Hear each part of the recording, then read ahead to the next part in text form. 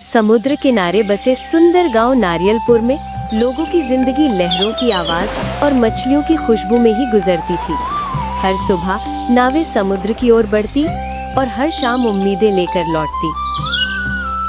इसी गांव में एक दयालु और मेहनती मछुआरा रहता था, रमेश्वर। गांव में उसकी खूब इज्जत थी, पर उसके दिल में एक गहरी टीस थी। उसकी और पत्नी सीता की कोई संतान नहीं थी।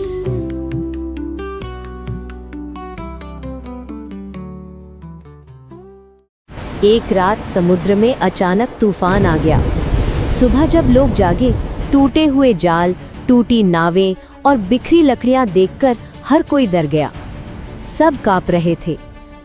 समुद्र से डरकर भागेंगे तो जिएंगे कैसे? हमें फिर से कोशिश करनी होगी। काम से लौटते समय कुछ गांव वाले हमेशा की तरह ताने मारने लगे। औलाद नहीं है इसलिए डर नहीं लगता। भाई लोग क्या क्या नहीं कहते। अरे भाई कोई बात नहीं, सब ठीक है। गांव में एक जलनखोर मछुआरा था, धीरज। रामेश्वर की इज्जत देखकर वो भीतर ही भीतर जलता था। एक दिन वो जंगल में रहने वाले तांत्रिक नागसेन के पास गया ताकि रामेश्वर हमेशा के लिए औलाद से वंचित रह जाए। ऐसा मंत्र लिखो जिससे रामेश्वर को संतान न मिले। प्रकृति से मत खेलो, नहीं तो प्राकृतिक भी तुमसे खेलेगा। एक दिन समुद्र में जाल डालते समय रामेश्वर को एक तेज नीली चमक दिखाई दी। जाल भारी हो गया और उसमें से निकली एक दिव्य नीली मछली। उसने मानवीय आवाज में कहा, मुझे मुक्त कर दो। रामेश्वर ने बिना डरे बिना सोचे मछली को वापस समुद्र में छोड़ दिया।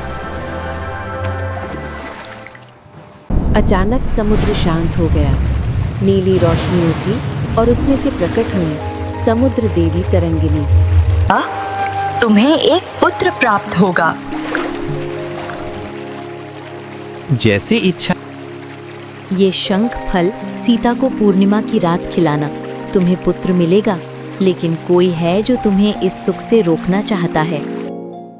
रामेश्वर फल लेकर घर आया। ये लो सीता, तुम्हारी। सीता ने आशा से उसे खा लिया। कुछ ही दिनों में वो गर्भवती हो गई।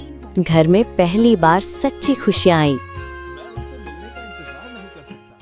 पर धीरज ये सुनकर आग बबूला हो गया। एक दिन वो सीता को एक जहरीला फल देकर नुकसान पहुंचाने की कोशिश करता है। ये लो सीता, तुम्हारे लिए फल, इसे खा लो। ऐसा बोलकर उसे फल देता है। लेकिन ठीक उसी वक्त रामेश्वर घर आ जाता है और फल छीनकर फेंक देता है। धीरज गुस्से में तमतमा कर चला जा। समय बीता और एक सुंदर बालक जन्मा, आरव। ये बच्चा तो दिव्या है।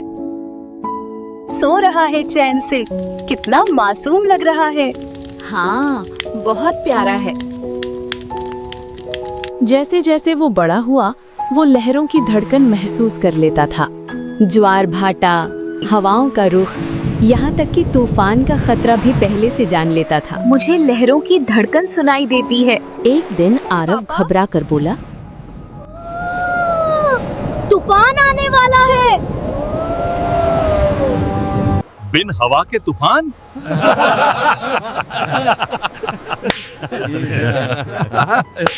लेकिन कुछ ही मिनटों में आसमान काला पड़ गया।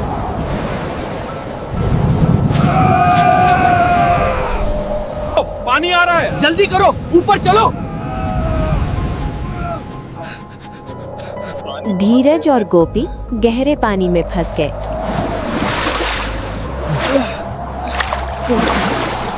रामेश्वर उन्हें बचाने समुद्र में कूद गया।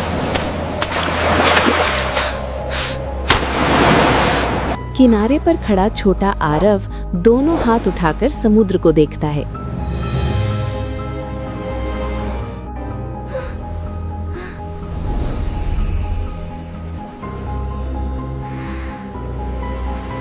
अरे